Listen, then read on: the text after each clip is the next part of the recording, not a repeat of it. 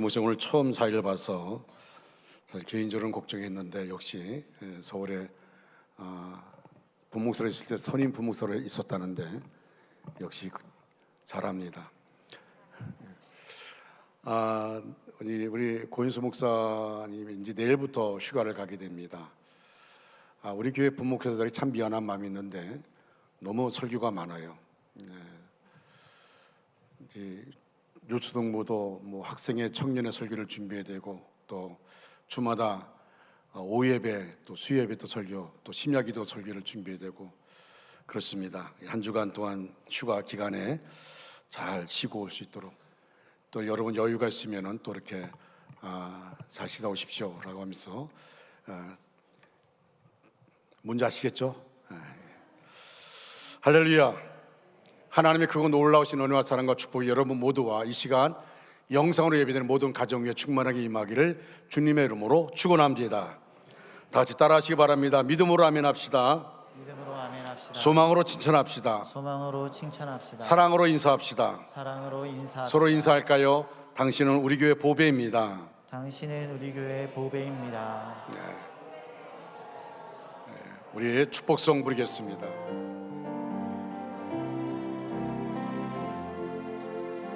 성도의 모습 속에 보이는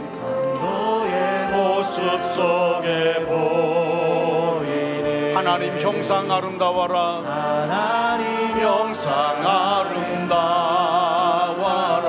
존귀한 주의 자녀 됐으니 주의 자녀 되 사랑하며 섬기리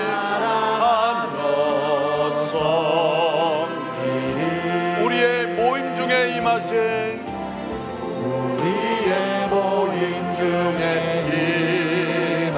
하나님 영광 아름다워라. 하나님 영광 아름다워라.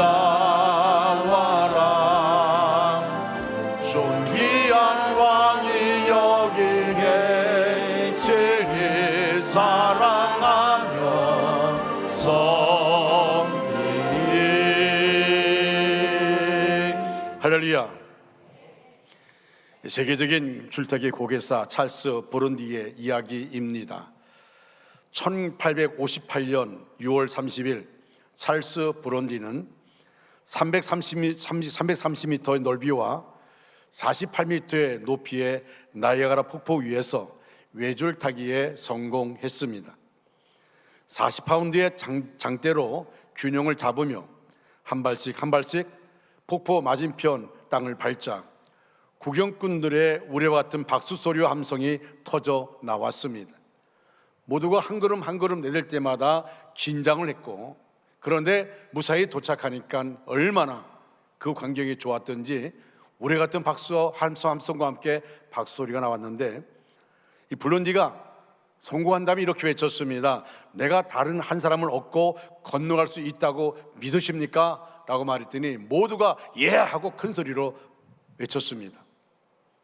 그랬더니 그러면 내 등에 얹혀서 가실 분 있으면 손을 들어주시기 바랍니다 라고 말했더니 갑자기 잠잠해졌어요.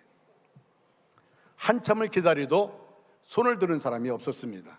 결국 기다리던 블론디는 마침내 자신의 매니저인 헨리 콜코드에게 물었습니다. 내가 당신을 업고 건너갈 수 있다고 믿으십니까? 라고 말했더니 주저하지 않고 나는 당신을 믿습니다. 기꺼이 당신에게 업히겠습니다.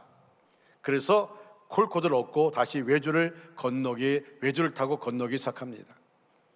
이때 어떤 나쁜 도박꾼 하나가 줄을 팽팽하게 당겨주던 보조 줄을 끊어버렸어요. 팽팽하게 당겨져 있던 이 줄이 보조줄이 끊어지고 나니까 휘청거리는 겁니다. 심하게 흔들리자 블론디는 콜코드에게 이렇게 말합니다. 등에서 내려와 한 발을 줄을 잡고 두 손은 블론디 자신의 어깨를 잡으라고 그렇게 말했습니다. 그리고는 이렇게 말했어요. 너무 이제 심각한 상황이니까 당신은 콜코드가 아니라 이제부터 블론디입니다. 당신 나의 한 부분입니다. 내가 흔들리면 당신도 흔들려야 합니다. 흔들리지 않으려고 하다 보면 우린 둘 다 떨어져 죽습니다. 그러니까 내가 흔들리면 당신도 흔들려야 합니다. 당신의 균형을 잡으려고 노력하지 마십시오. 노력하면 우리는 둘 다 떨어져 죽습니다. 그리고 불런지는 폭포 맞은편을 향해 걸었습니다. 어떻게 균형을 잡고 건넜는지 아무도 모릅니다. 그러나 두 사람은 성공했고 살았습니다. 우리는 이 예화를 통하여서 믿음의 본질이 뭔가를 생각해 보고자 합니다. 믿음의 본질은 말이 아니라 실천에 있습니다. 말로만 불론이를 믿는다고 소리쳤던 군중들과 48m 높이의 밧줄 위에서 목숨을 불론에게 맡겼던 헨리 콜코드의 믿음에는 큰 차이가 있습니다. 그래서 사도 바울은 고린도후서 13장 5절에서 이렇게 우리에게 말씀해 주고 있습니다. 너희가 믿음에 있는가 너희 자신을 시험하고 너희 자신을 확증하라고 말씀하고 있습니다. 너희가 믿음에 있는가 너희 자신을 시험하고 너희 자신을 확증하라. 우리가 무엇으로 우리의 믿음을 시험합니까? 무엇으로 우리의 믿음을 확증할 수가 있습니까? 우리의 삶을 통해서 알 수 있는 것입니다. 나무는 그 열매를 보아서 안다고 했습니다. 바람은 눈에 보이지 않습니다. 그러나 나뭇가지가 흔드는 것을 보고서 우리는 바람이 불고 있다는 것을 알 수 있습니다. 마찬가지입니다. 믿음은 우리 눈에 보이지 않습니다. 그러나 그 사람이 어떠한 삶을 사는지 그의 행함을 보면 그 사람의 믿음이 참 믿음인지 아니면 잘못된 거짓 믿음인지를 알 수 있습니다. 오늘 말씀을 통해서 우리가 과연 바른 믿음, 참 믿음, 건강한 믿음, 살아있는 믿음 위에 굳게 서 있는지 우리 자신을 스스로 시험하고 확증해 볼 수 있는 은혜가 저와 여러분이 있기를 주님의 이름으로 축원합니다. 그렇다면 우리는 어떠한 모습으로 믿음을 보여야 합니까? 오늘날 이 사회가 얼마나 혼탁합니까? 얼마나 두렵고 불안합니까? 이 상황 속에서 우리가 어떠한 모습으로 우리의 믿음을 보여야 합니까? 첫째로 사랑하는 모습으로 믿음을 보여야 합니다. 오늘 본문 15절 16절 말씀 우리 다 같이 큰 소리를 읽겠습니다. 만일 형제나 자매가 헐벗고 일용할 양식이 없는데 너희 중에 누구든지 그에게 이르되 평안히 가라 덥게 하라 배부르게 하라 하며 그 몸에 쓸 것을 주지 아니하면 무슨 유익이 있으리요. 아멘. 자, 믿음이 있다고 하면서 형제의 필요를 채워주는 사랑이 없다면 무슨 소용이 있겠습니까? 믿음의 실천은 거창한 것이 아닙니다. 기본적 필요를 채우는 일부터 시작해야 합니다. 사랑이 있다고 말하면서 고통받는 형제들을 보고 가까이 가기는커녕 오히려 그 형제를 모른 척 하거나 멀리하고 입으로만 동정한다고 한다면 그 믿음은 살아있는 믿음이 아니라 죽은 믿음입니다. 사랑하는 모습을 통해 살아있는 믿음을 보여야 하는 것입니다. 우리가 잘 아는 것처럼 초대교회는 사랑이 넘치는 교회였습니다. 그들의 모습을 성경은 서로 떡을 떼며 교제했다 그렇게 기록해주고 있습니다. 교제했다는 말의 성경 원어는 코이노니아인데 이 코이노니아란 말은 가장 소중한 것을 서로 나누는 것을 말합니다. 그래서 그들은 자기의 소유를 내 것이라고 하지 않고 서로를 위해서 기꺼이 내어 놓았습니다. 필요를 따라서 나눠 갖도록 교회에 갖다 바쳤습니다. 그리고 교회는 그것을 가지고 가난한 사람들과 과부들을 구제하는 일을 했습니다. 초대교회가 사랑이 넘치는 교회였다는 것은 이렇게 서로 형제와 자매의 아픔과 고통의 짐을 나눠줬다는 것에서 우리가 참 면모를 볼 수가 있습니다. 그들의 모습이 말로만 하는 모습이 아니고 그들의 삶을 통하여서 예수를 구주로 영접하고 성령의 역사심을 통하여 나의 것을 내 것이라 여기지 않고 그것을 다 교회 바침을 통하여 그 교회 안에서 나눔의 복들을 나눔의 기쁨을 얻게 된 것입니다. 교회 사명 가운데 하나가 구제하는 일입니다. 물론 나라님도 가난을 해결할 수는 없습니다. 그러나 교회는 교회 공동체 안에 들어와 있는 믿음의 형제 자매들이 굶주리고 있는지 기쁨 기름이나 연탄을 뗄 돈이 없어서 추운 겨울에 냉방에서 추위를 떨고 있는지 그렇지 않은지 계속해서 살펴야 합니다. 다른 사람은 몰라도 최소한 한 믿음의 공동체 안에 있는 형제 자매들의 생활을 함께 걱정하고 그들 스스로의 힘으로 해결할 수 없을 때는 우리의 것으로 나누어서라도 굶주리고 취해 떠는 일이 없도록 해야 합니다. 나는 배불리 밥을 먹으면서도 밥 한 그릇 나누어 주지 않으면서 밥 잘 먹고 다녀야 한다 말로만 하고 실제적인 삶에 도움을 주지 않는다면 그게 어디 믿음 있는 사람이라고 말할 수 있겠습니까? 나는 겨울에도 내복바람으로 살면서 취해 떠는 그런 어려운 내 형제 자매를 외면하고서 단지 날씨가 추운데 방 따뜻하게 하고 사세요라고 그렇게 말한다는 것이 어찌 믿음 있는 삶의 모습이겠습니까? 우리의 신앙은 말로 끝나는 신앙이어서는 안 됩니다. 밥 잘 드시고 다니세요라는 말 한마디보다도 쌀 한 대 받아주는 것이 진짜 사랑이고 그게 살아있는 건강한 믿음입니다. 방 따뜻하게 하고 계세요라고 말 한마디보다 아무도 몰래 기름 한 말 받아주는 것이 진짜 사랑이고 또 연탄을 떼는 분에게 연탄을 드려주는 것이 진짜 살아있는 건강한 믿음입니다. 세상에 우리에게 실천하는 믿음을 요청하고 있습니다. 세상은 우리의 말을 요청하지 않습니다. 우리의 삶을 통하여서 나누는 것을 요청하고 있습니다. 교회 다니는 사람들은 입만 살아있는 사람들이 아니라 뭔가 그냥 몸으로 실천하는 모습을 보고 싶어 합니다. 어느 조그만 가게를 운영하고 있는 사람이 자기 가게에 찾아오는 사람들에게 그 동네에 교회가 있는데 그 교회 동네에 새로 오신 목사님, 그 교회 새로 오신 목사님을 이 사람이 오는 사람에게 말하는 겁니다. 아주 설교를 잘한다고 그렇게 칭찬을 합니다. 근데 이 가게 주인은 교회를 다니는 분이 아닙니다. 교회를 다니지 않는데 오는 사람마다 그 사람들에게 이번에 오신 목사님 설교를 잘하시는 분이라고. 그래서 아니 어떻게 교회를 안 다니면서 그것을 알고 있느냐라고 물었더니 가게 주인이 웃으면서 이렇게 대답했습니다. 나는 교회에 다니지 않아서 그 목사님의 얼굴을 한 번도 본 적이 없습니다. 그러나 그 목사님이 오신 이후로 그 교회 다니는 사람들이 외상값을 잘 갚습니다. 그것을 보니까 그 목사님 참 설교를 잘하신 분입니다. 여러분, 교회 다니지 않는 사람들은 이 정목사가, 이 정덕교 목사가 설교를 잘하는지, 우리 교회 부목사들이 설교를 잘하는지, 교회를 잘 섬기고 있는지 아무도 모릅니다. 그러나 여러분의 변화되어가는 모습을 보면서 우리 교회 목회자들을 평가하게 되어집니다. 어디 목회자뿐이겠습니까? 여러분은 어떻게 살아가느냐에 따라서 예수님의 영광을 받으시기도 하고 세상 사람에게 욕을 먹기도 하는 겁니다. 우리의 삶의 모습이 주님께 영광 돌리는 모습이 될 뿐만 아니라 우리의 삶의 모습을 통하여 도리어 주님의 영광을 거둬가는, 주님의 욕을 먹는 이런 일들이 있게 되어집니다. 여러분, 예수님을 욕먹이는 삶을 사시겠습니까? 예수쟁이들 입만 살았다고, 그래서 예수 믿어봐야 다 쓸데없다고 하나님과 예수님과 교회를 욕먹여야 하겠습니까? 여러분의 살아있는 믿음, 건강한 믿음을 통해서 하나님의 영광을 받으시고 우리 교회가 세상 속에서 칭찬이 자자한 그런 교회가 될 수 있도록 우리가 그렇게 삶을 살아가야 되지 않겠습니까? 여러분, 원주중앙교회, 엄밀히 말하면 우리 교회는요 이렇게 걸어서 오는 교회가 아닙니다. 그렇죠? 차를 타고 와야 됩니다. 버스를 타고 오기도 합니다.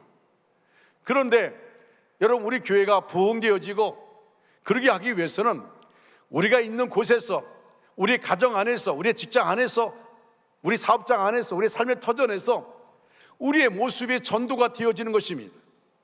우리의 언어와 우리의 표정과 그리고 우리의 생활을 통하여서 원주 중앙교회가 어떤 교회라, 여러분 우리의 모습을 통해 나타나는 것 아니겠습니까? 목사님 저도 마찬가지고 우리 모두가 마찬가지입니다.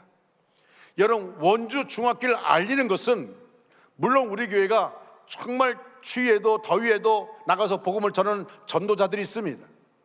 그러나 우리의 삶이 전도가 되어야 될 줄로 믿습니다. 여러분을 보면서 과연 예수 믿으면 저렇게 되는구나, 예수 믿으면 저렇게 행복할 수 있구나, 예수 믿으면 저렇게 어려움 속에서 기뻐하는구나, 나도 예수 믿어야겠다.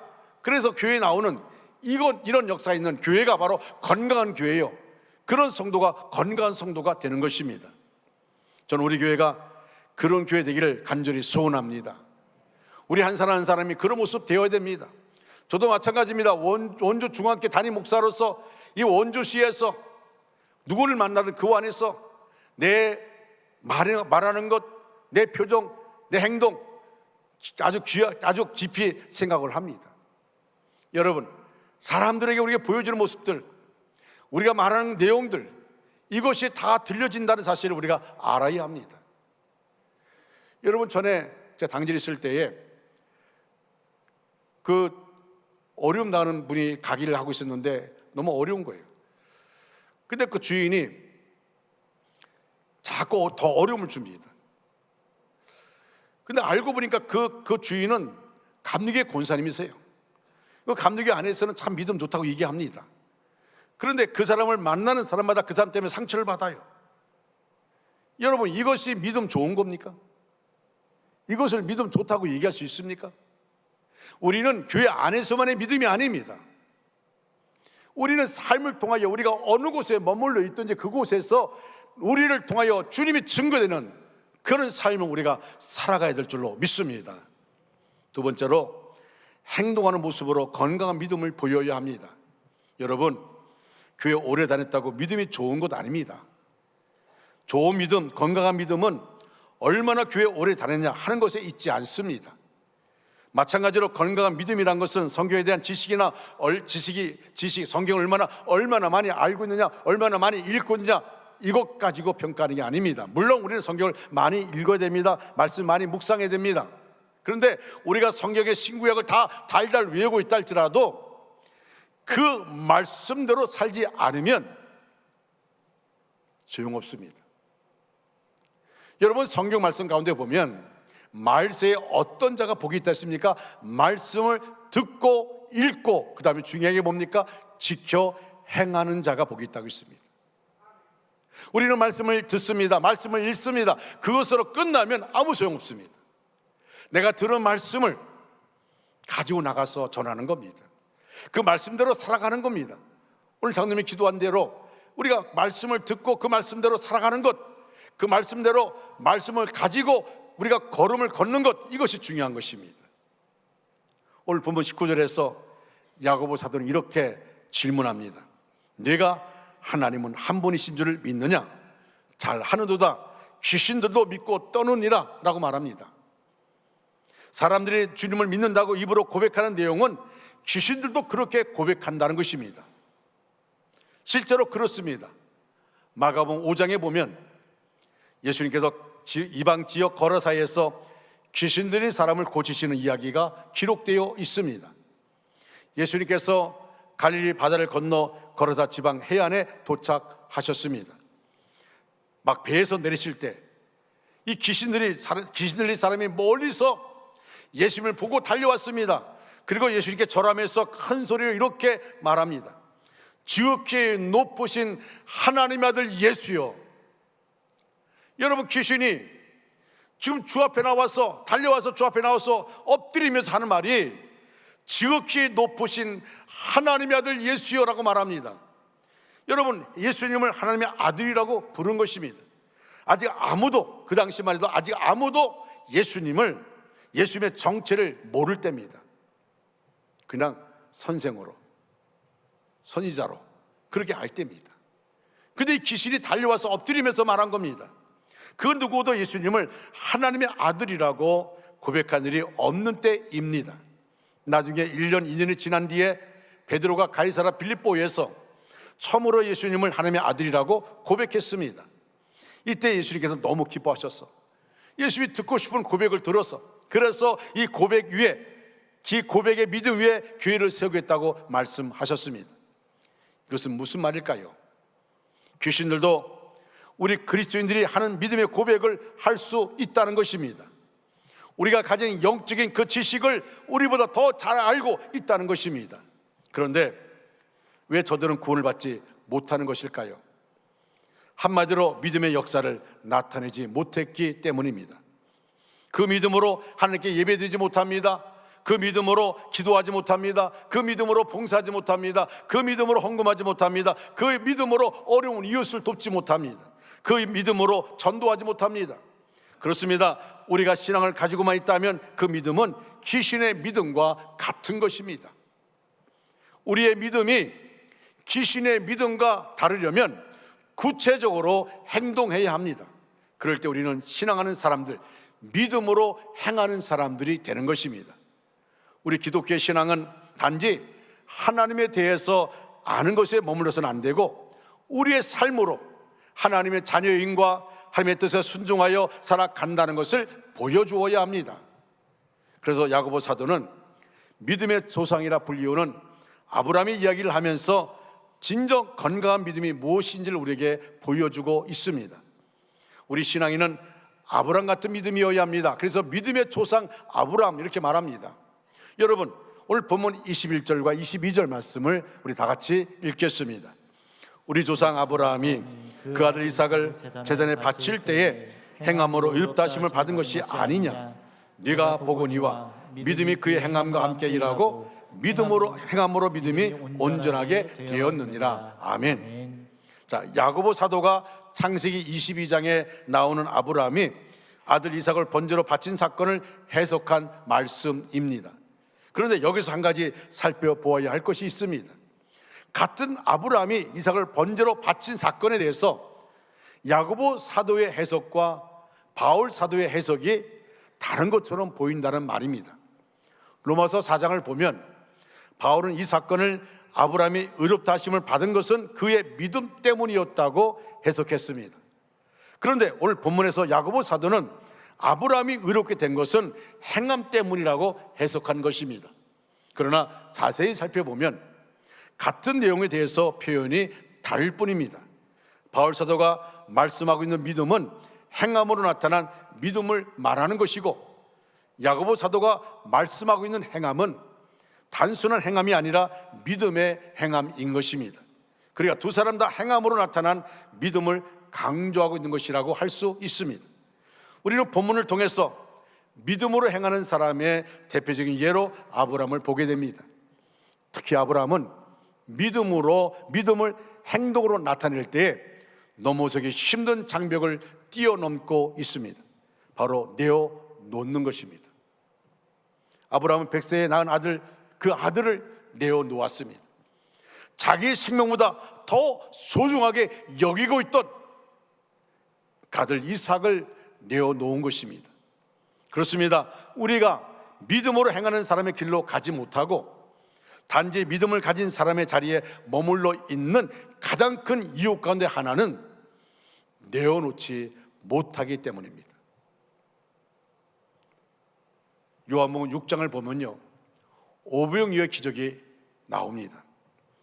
말씀을 듣기 위해 모이던 수많은 사람이 식사 때가 되었지만 거기를 떠나려고 하지 않습니다.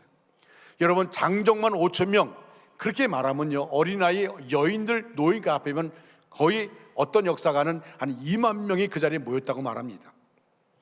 근데 그들이 시간이 지났는데 말씀이 얼마나 단지, 말씀이 얼마나 은혜스러운지 예수님 말씀에 심취되어서 시간 가는지 모르고 거기에 앉아 있습니다. 그래서 예수님이 그 광경을 보면서 제자들에게 너희가 먹을 것을 주라고 말합니다. 그때 안드레가 한 아이가 보리떡 5개와 물고기 2마리를 내어놓는 것을 두고서 그것을 가지고 예수님께 바칩니다.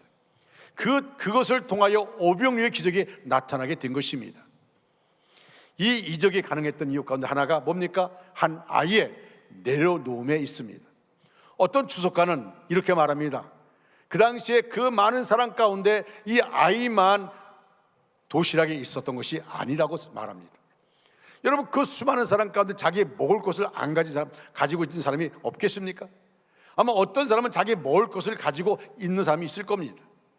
그러나 아무도 내어놓지 않았습니다. 그런데 이 아이는 과감하게 자기의 먹거리를 내어놓았습니다.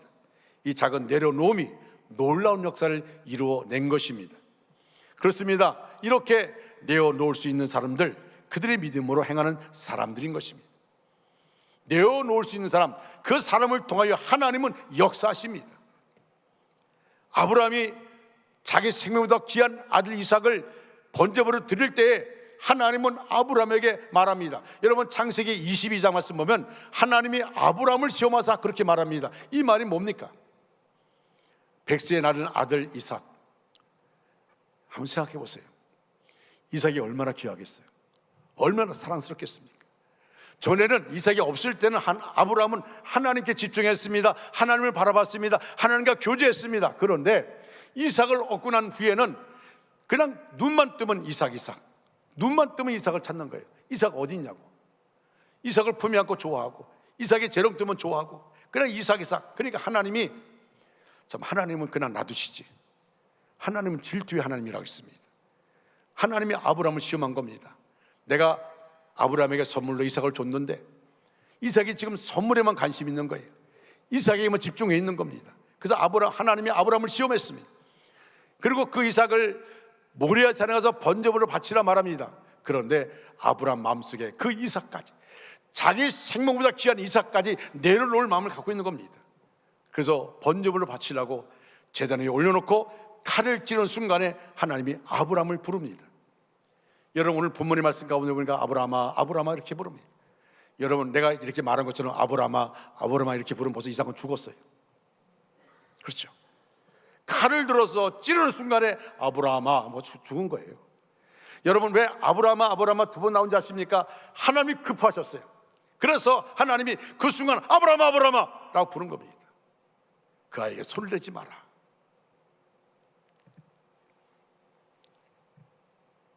이 믿음의 내려놓음, 아브라함이 내려놓음을 통하여서 다시금 하나님께 약속의 복을 받은 것을 보게 되어집니다.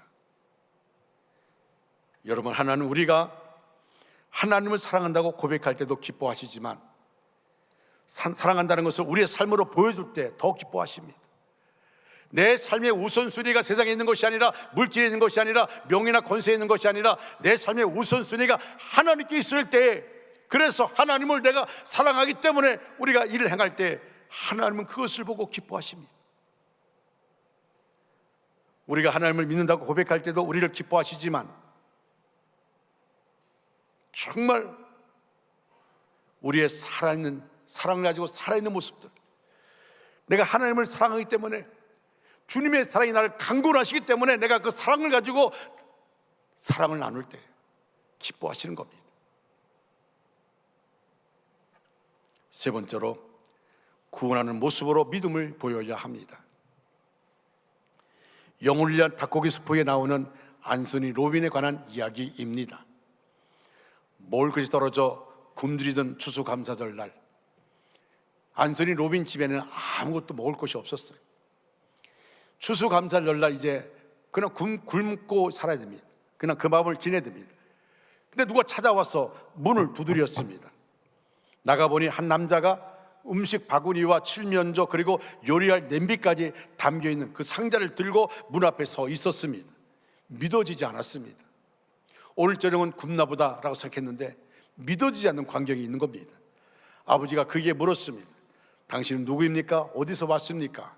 그랬더니 이 낯선 사람이 이렇게 말합니다. 저는 당신의 친구가 보내서 왔습니다. 그 친구가 말하기를 자기가 오면은 절대 거절할 것 같아서, 그래서 어떤 사람의 도움도 거절할 것을 알고 있기 때문에 그분이 저를 보냈습니다. 복된 추수감사절이 되시기 바랍니다. 그래서 아버지는 아니요, 난 이런 것 절대 받을 수 없어 라고 말합니다. 그때 그 음식을 가지고 왔던 분이 이렇게 말했어요. 그 상자를 바닥에 내려놓으며, 저에게는 아무 고난이 없습니다. 신부는 꿀일 따름입니다. 나는 이것을 다시 가져갈 고난이 없습니다. 나는 여기다 놓고 가야 될 사명이 나에게 있습니다. 나는 신부는 꿀일 따름입니다. 그렇게 말하고 뒤도 돌아보지 않은 채 사라졌습니다. 그 일은 안소니 로빈의 삶에 큰 감동을 남겨주었습니다. 나도 언젠가 경제적으로 안정을 얻게 되면 다른 사람들 위해 같은 일을 하겠다는 그 마음을 갖게 됩니다. 19살이 되어서 돈을 벌기 시작한 안소니 로빈은 추수감사절 의식을 시작했습니다. 추수감사절 되면 마켓으로 가서 한 집이나 두 집이 먹을 수 있는 충분한 양의 음식을 찾고 배달부 차림으로 한 후에 가난한 이웃을 찾아가서 문을 두드렸습니다. 상자 안에 음식과 함께 그가 경험한 추수감사절의 일을 쓴 쪽지를 그에게 주었습니다.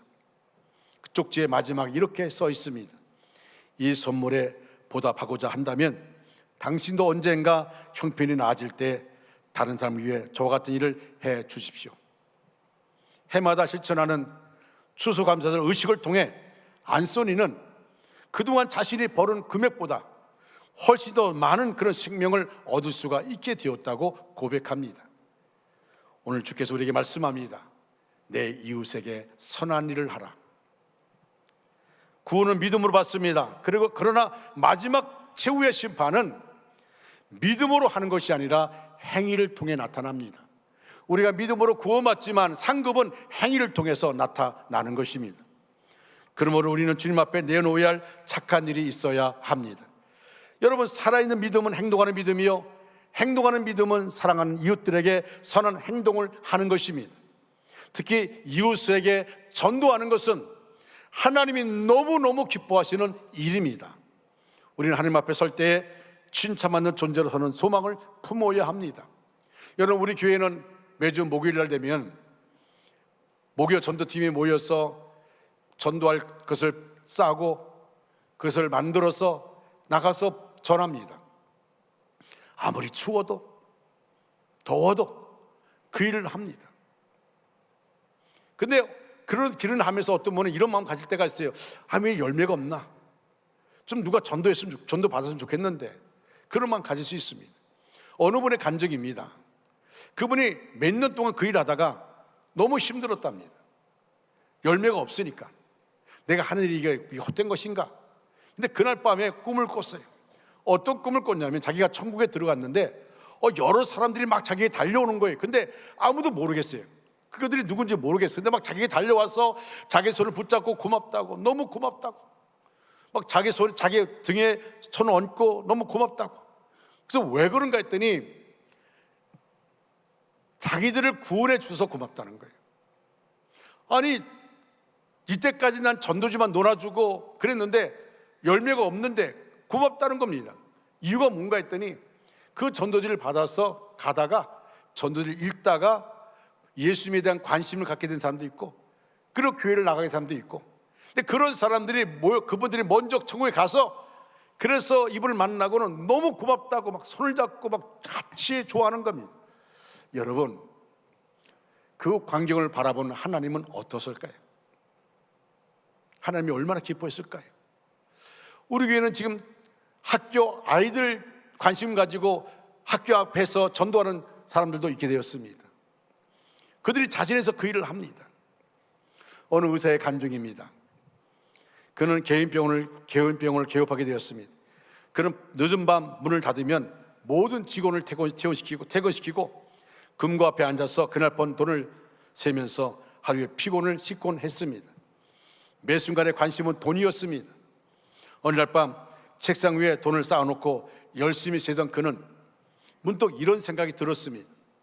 내가 하나님 앞에 가면 무엇이라 보고 드릴 것인가? 환자들을 고치고 돈만 세고 왔다고 보고하면 하나님이 기뻐하실 것인가? 이런 생각을 할 때에 부끄러워 얼굴이 뜨거워짐을 느꼈습니다. 그는 하나님이 가장 기뻐하시는 일이 무엇인가를 생각하여 보았습니다. 결국은 다니엘서 12장 3절 말씀이 떠올랐어요. 지혜 있는 자는 궁창의 빛과 같이 빛날 것이요 많은 사람을 옳은 대로 돌아오게 한 자는 별과 같이 영원토록 비치리라. 그 의사는 그부터는 환자들이 오면 가장 약할 때 오는 것 아닙니까? 아프니까 오는 것 아닙니까? 그래서 그들에게 사랑의 표정을 가지고 사랑의 말들하고 아주 정성스럽게 치료하면서 그러면서 복음을 전하기 시작했습니다. 나나 당신이나 우리가 아무리 건강하다 할지라도 언젠가 세상을 떠납니다. 떠남으로 끝나는 게 아니라 떠난 후에는 천국과 지옥이 있습니다 라고 말하면서 그러면서 복음도 제시했습니다. 그리고 복음에 대한 관심을 갖고 있으면 그 사람을 체크하면서 카드에 체크하면서 그부터는 하나님께서 영광 받은 것을 생각하니까 감사해서, 그래서 금고에 있는 돈을 셀 뿐만 아니라 카드를 보면서 그 복음을 전한 자에게 그 반응을 보면서 그들에서 기도하는 시간을 가졌습니다. 그런데 놀라운 사실은 전에 느끼지 못했던 기쁨을 얻게 된 것입니다. 그리고 놀라운 사실은 더 병원이 잘 되고 또 많은 환자들이 그곳에 몰려들게 되었다는 겁니다. 하나님이 하신 것이죠. 우리의 삶의 우선순위가 어디 있느냐, 이게 참 중요합니다. 여러분, 우리가 후에 그 병원이 잘 됐다, 우리 그것만 바라봅니다. 아니, 그게 아닙니다. 앞에 우선순위, 내가 어디에 관심을 가지고 있는가, 환자가 왔을 때 어디에 관심을 가지고 있는가. 전에는 환자를 돈으로 봤습니다. 이제는 환자를 그의 영혼을 보게 됩니다. 여러분에게 병원만 그렇습니까? 우리의 삶의 모든 부분이 그렇습니다. 내가 어디에 관심을 가지고 살아가느냐 하는 겁니다. 예수님이 우리를 구원하기 위해서 십자가 고통을 감수하는 믿음을 보이셨습니다. 행동하는 믿음을 통해 구원을 이루셨습니다. 여러분, 영혼을 구원하는 믿음을 보이시기 바랍니다. 죽이는 믿음이 아니라 영혼을 살리는 믿음을 가지시기 바랍니다. 여러분, 나의 모습을 통하여 내 주변 사람이 상처받고 그들이 교회를 떠나고 믿음을 떠나는 것이 아니라 내 모습을 통해 내 언어와 내 표정과 내 말을, 내 행위를 통하여서 그들의 삶이 살리는, 그들의 삶이 살아나는 역사가 있어야 됩니다. 나는 저 사람 때문에 교회 안 나가, 난 저 사람 보니까 예수님이 없는 것 같아, 이것이 아니라 저 사람 보니까 하나님은 정말 살아계시다, 저 사람의 저 가정을 보니까 우리도 교회 나가야겠다, 이것이 우리 안에 있어야 됩니다. 화석화된, 다 굳어져 있는 믿음이 아니라 정말 생명의 역사를 일으키는 그런 믿음을 우리가 보이는 삶이 되어져야 됩니다. 사랑하는 성도 여러분, 이제 말씀을 마무리합니다. 우리는 불신으로 가득 찬 세상을 살고 있습니다. 이때 모든 것이 가능하다는 믿음을 보여야 합니다. 세상 사람은 두려움 속에 있고 불안 속에 있고 절망 가운데 있다 할지라도 우리 믿음의 사람들은 할 수 있거든요. 무슨 말이냐? 믿는 자에게는 능히 하지 못할 일이 없느니라. 믿음으로 일어서는, 믿음으로 삶을 사는 모습을 보여줘야 됩니다. 모르는 게 그리스도인은 실천하는 모습으로 믿음을 보여야 합니다. 사랑의 모습을 보이는 믿음이어야 합니다.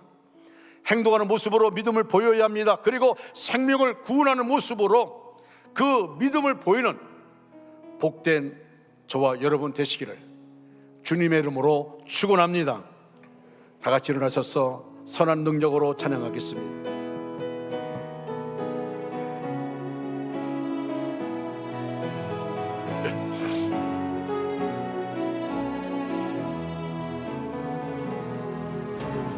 선한 능력으로 안으시네, 그 크신 팔로 날 붙드시네, 크신 팔로 날 붙드시네. 절망 속에도 흔들리지 않고, 절망 속에도 흔들리지 않고, 사랑하는 주 얼굴 구하리 하면, 사랑하는 주 얼굴 구하리. 선한 능력으로 일어서리, 선한 능력으로 일어서 주만 의지하리 믿음으로, 주만 의지하리 믿음으로.